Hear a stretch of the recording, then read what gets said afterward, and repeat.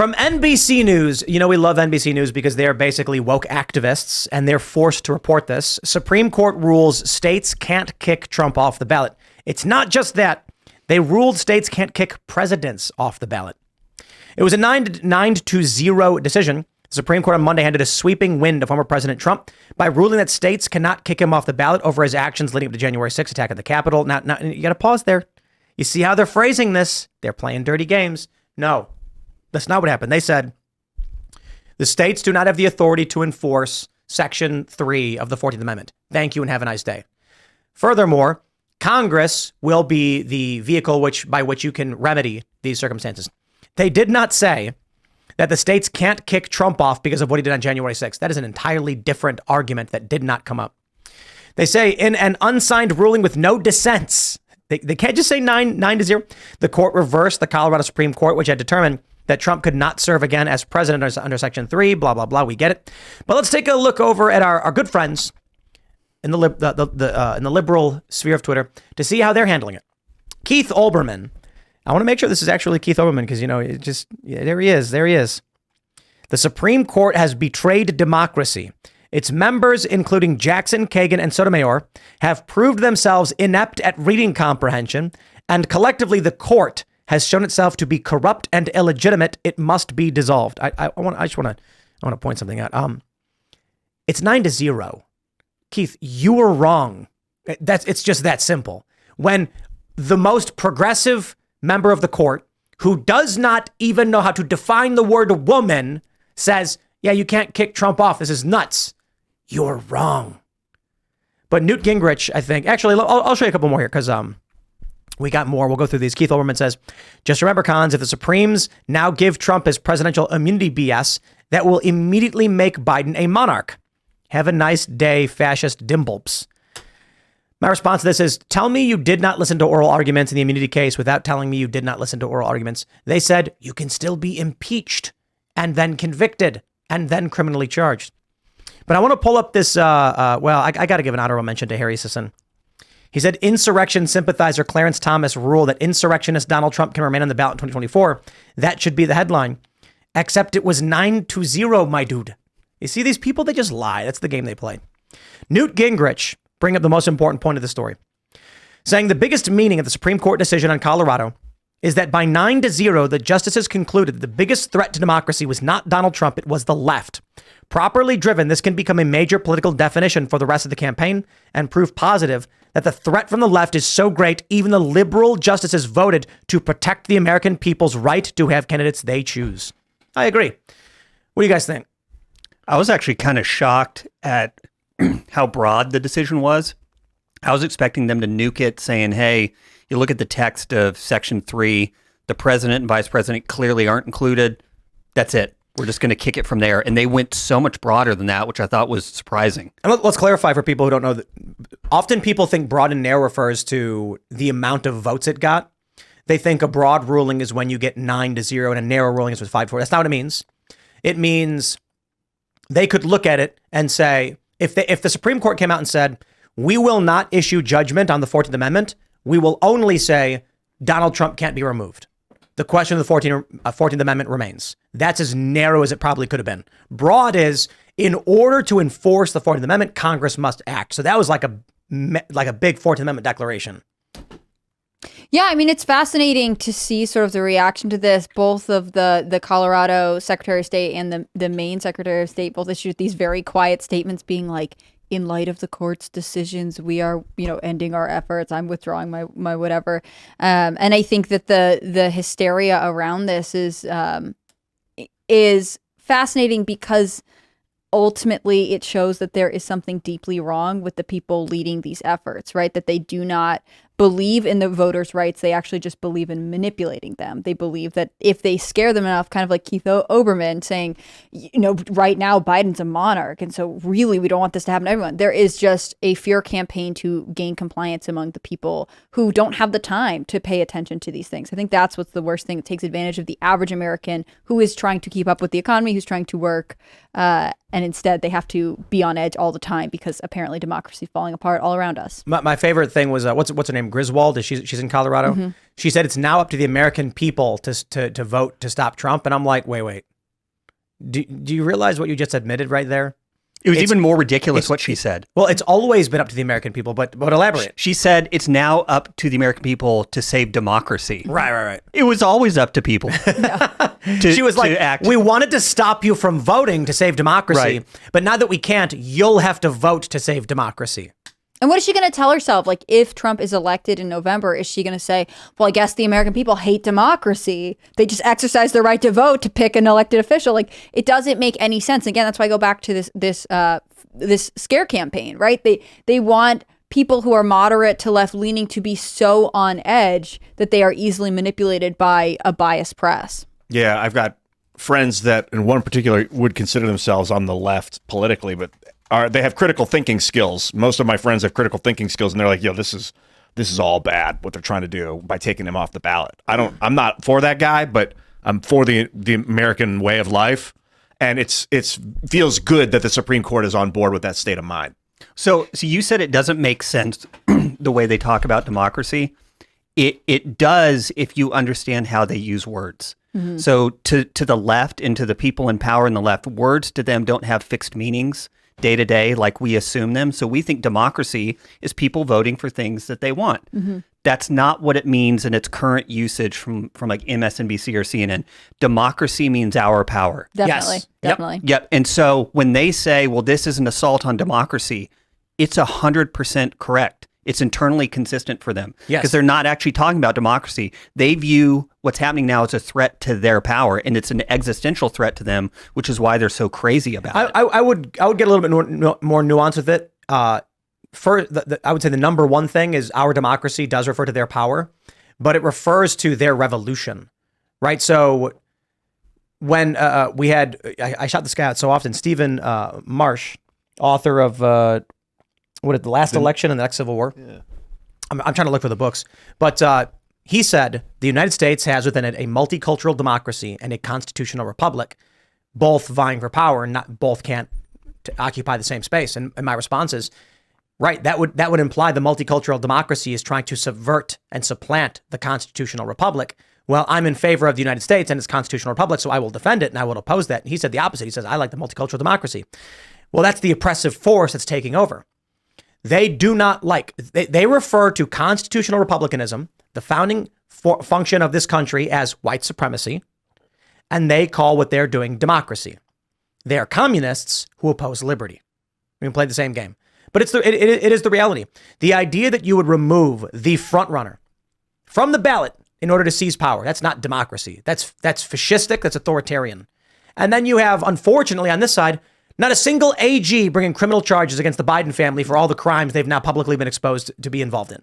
Or I should say, with all the reporting we have right now, I would argue there is a preponderance of evidence. Let me clarify and correct my previous statement. A preponderance of evidence for a grand jury indictment on numerous counts, especially pertaining to Burisma and getting the prosecutor fired. And the statements from Devin Archer, from Hunter Biden himself, and from Tony Bobulinski implicating Joe Biden in they contacted the White House, said, we need help. Biden flies out, says, fire the prosecutor. The prosecutor is investigating this company. It's all right there in front of you. Not a single Republican is doing anything about it.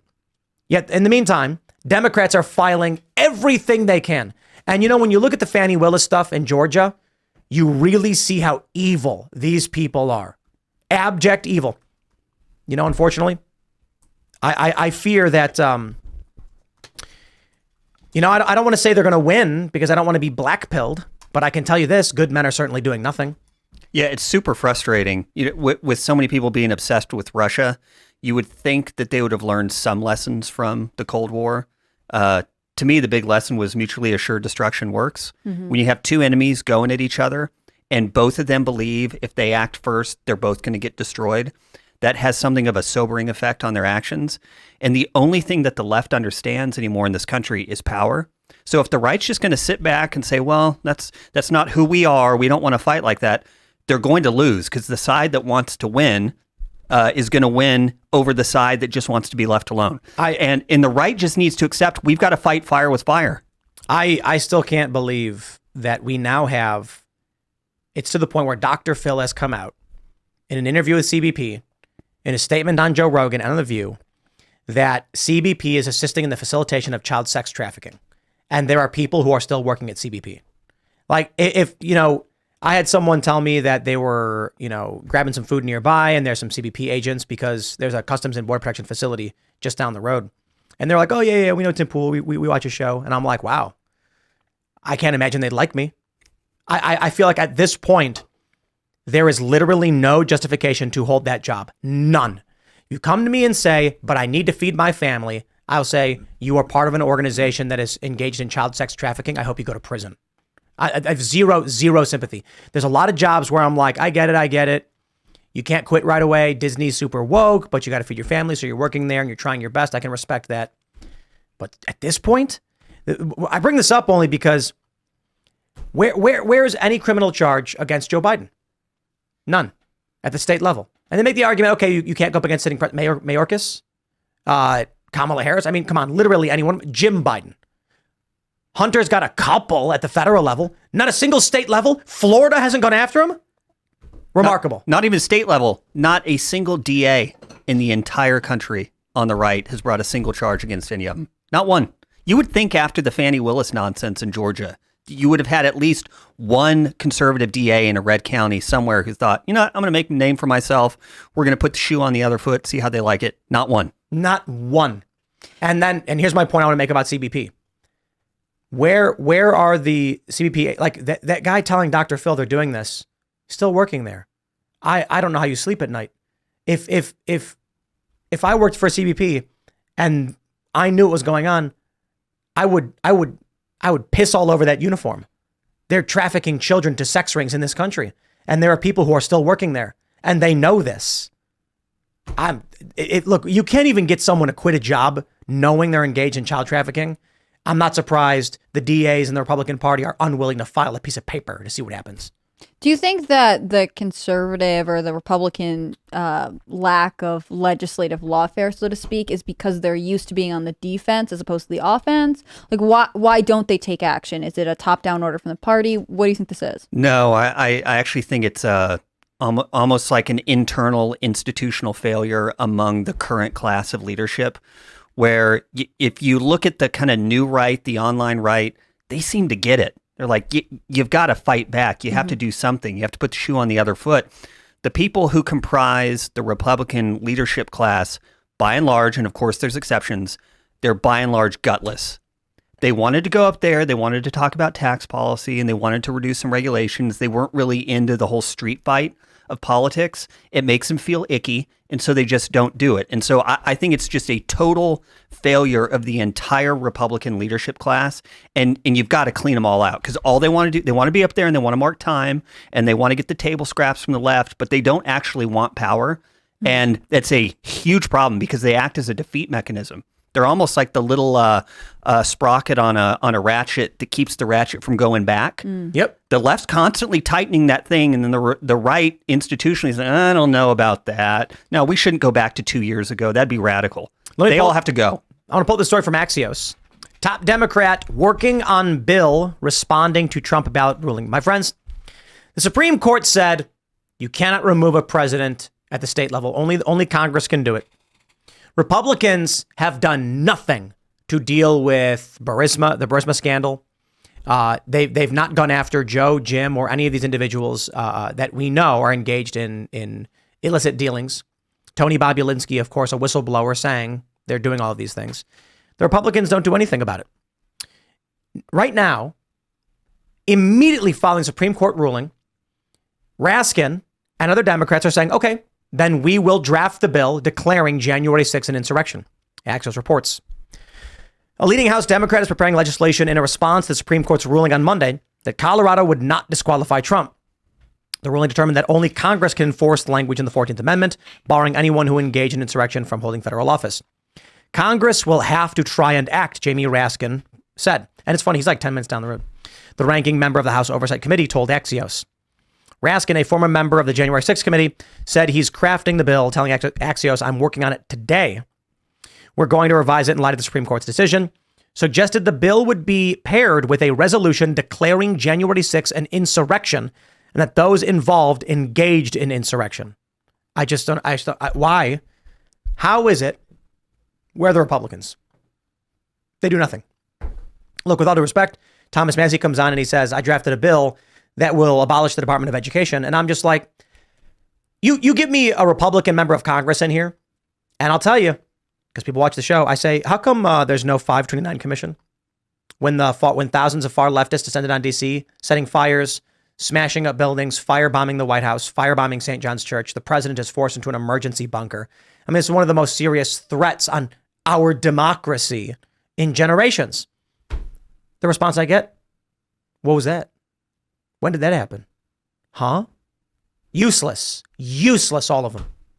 That's why I still think a lot of it has to do with the fact that, Republicans, right-wing people are constantly on the defensive, and we have to change that positioning. One of the reasons that we know more about January 6th is because the media talked about it nonstop for the last, however long, several years, whereas they did not talk about what happened on 5/29. And so therefore, there is more pressure on conservatives from all aspects, both elected officials and also conservatives who are active online or in media, to draw attention to the discrepancies between the way we talk about these two, insurrectionist movements or these two threats to, presidents or Congress or elected officials. It's weird to me that we don't have, maybe it's just because they're, like you were saying, the online right is sort of more scattered, whereas if you control the mainstream media, you're more organized. But I think Republicans in general don't call their members of Congress.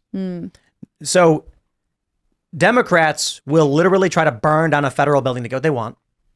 They will literally firebomb the White House, and their allies in media will insult Donald Trump for having fled into his bunker because of it. The right, I assume most of these members of Congress just get their news from CNN and MSNBC. I forgot who said this, but they said Republicans care more about the opinion of the New York Times than the opinion of their constituents. Why? Well, I'm assuming most constituents don't call, don't organize, don't send postcards, don't knock on the door. Could you imagine if 100 people showed up outside of a congressional office every day saying, when is the commission on 529? When are we going to get some accountability for this? Then they'd be like, okay, we'll do it. Yeah, and using internet video like these platforms to tell people tomorrow I'm not telling you right now, we could do this at 2 p.m. You pick a time, Eastern, you call your congressperson. And then the next day you do it again. You remind them. You watch these videos every day, and like you could be doing it with your daytime videos. Don't set a time because then everyone calls at once and the phone rings one time. So between 1 and 3. Could you leave messages and stuff? Just call your congressman whenever you can. On a day, give them a day. You got to give them what you would call like a call to action. A call to action. Yes, and then, but the call to action has to be anytime you have the chance. You call your member of Congress. You don't want to do it on a specific day because what they'll do is they'll go to lunch. So when I worked at these nonprofits that they would send out 50 young people with 10 postcards each and get people to sign them. These are the things, part of the campaigns they did. And the things you don't want to do is do not all call at once. Their phone will ring one time. Yeah, but just keep calling until you get through. Not on one day. You have to make it so they can't do work. You have to make it so every time they're waiting for a phone call from their lobbyist, the lobbyist is calling. Is it him? Is it him? They answer it. And no, it's Jim from down the street. You could do it every day. Literally, you could put the pressure on every day and have the people that watch your YouTube videos call your congressman every day. Literally every day. You do it. But the thing I come to is like, why? Is it just a complain? Do you have a bill you really want them to pass? That's a different story. Don't just call and complain. Give them a call to action. Tell them what you want to see happen. There's a reason why Matt Gaetz is one of the best members of Congress. And it's because he is an internet's politician. He raises his money through small donors. He is listening to what regular people are asking for. All the other members of Congress are waiting for that phone call from their lobbyist to tell them what to do. Don't let them get the phone call. Whenever you have a chance, you call and you talk to your member of Congress and you let them know what you're concerned about. You ask them, why aren't we getting any accountability? Why is it that the media can report over and over again that we know what Joe Biden's been involved in, Hunter Biden now testifying, where are the criminal charges? And I'm sorry, I got to pause. I don't mean to throw it on the member of Congress because you certainly have got members of Congress getting the testimony from Hunter Biden in the first place. So there is something there. The question is, local DAs, your state's AG, your state's governor, why aren't they doing anything? So you just perfectly encapsulated why the left treated January 6th the way it did. Because what happened there? It wasn't some phone calls. It wasn't some mail. it was tens of thousands of people getting there to talk to their members of Congress and tell them they were ticked about what was happening. Well, it was hundreds of thousands in D.C. to hear Trump speak. And then I think, what was the total number? Like just shy of 1,000 who actually went to the Capitol. But I mean, that the pictures of it, there were tons of people there. That's actual democracy. That's democracy in action. Yeah. And it was powerful and it was making a difference. And that's why they shut it down. Because the rule for the left is our violence is speech and your speech is violence. Yep. And obviously there's some violence that happened that day that shouldn't have. But by and large, it was just people walking around like in the Tea Party, picking up their trash and being nice. What terrifies the left is the idea of their opponents getting together and making clear to Congress what they want, because it makes Congress afraid. And I'll say the best lesson I ever learned in politics, I was, probably like a 22-year-old gopher on the Hill. It was from Dick Armey. And he said, the key to power in this city is owning people's fear. And he dubbed a group of people he called the Bedwetters Caucus. Wow. And he said, they're all going to wet the bed. It's just, you've got 40% here, you got 40% here, and then you got 20 in the middle. They're going to wet the bed. Do you want them wetting the bed because they're scared of you? Or do you want them wetting the bed because they're scared of them? Obviously, you want them scared of you. So he learned how to do what he said, own their fear. J6 was actually about people who voted and thought there were shenanigans, making their lawmakers and their representatives understand what they cared about. And the left was so quick to shut it down because that's the last thing they want, is masses of their opponents getting together and actually having the same effect that the left has. And not a single state defended these people. When the feds come to deal with immigration, not so much under this administration, sanctuary states say, we will not comply. When drug enforcement comes, they say, we will not comply. When the Capitol Police show up, Republican states go, what can I help you with, sir? Right this way. Thank you very much and have a good day. Republicans, I look, it really comes down to when I ask a member of Congress, why didn't you push for any kind of accountability for 529? And they say, what's that? I'm like, wow. We should, they might as well not come on this show ever again. Because I will clip that and I will make it your Aleppo moment. I've been thinking lately, all the people in Congress, no offense if you guys are listening right now, they're just normal people. Like, they're not super smart, not super talented, and some of them are, but a lot of them, they're just like basic. And like, I'm not tooting my own horn, but I think the stuff we talk about on the show is sometimes maybe like elevated above, beyond what goes on in Congress, which is shocking to me. Because I think I have this like bias, this similarity, but I think everybody's like me. I think people think critically like I do. I just assume that they think outside the box. If they're thinking contingencies, they got 7 or 8 possible results to the next move they're going to make. But I don't think most people think like that. And it's really, really sad. But I mean, that's just reality. It's just basic reality. You got normies in power that don't understand the consequences of their actions. Besides trying to take the power, I don't understand. Trying to influence them from a distance is just like yelling at a brick wall. It's so frustrating. Maybe it's changing slowly. Like, we're changing people slowly, but unless you're the one pulling the levers and you're like, you got to pull the green lever. You got to pull the green lever 3 times, 2 up, 1 down. And they don't get it. And they pull the red lever. And then you're like, all right, that's where I'm at. And then the construction equipment starts spinning around in circles and now you can't stop it. And the guy inside has no idea what's going on. That Antifa shows up and firebombs that equipment. And the Democrat members of Congress say that they're peaceful protesters. I mean, it's like the last 3 years of my life, it feels like. Go on, right. You go on Google Gemini and you call like Stop Cop City a riot, it'll yell at you. It will yell at you. Actually, I wonder what it would say about January 6th. I think it'd be blocked because they block election related stuff.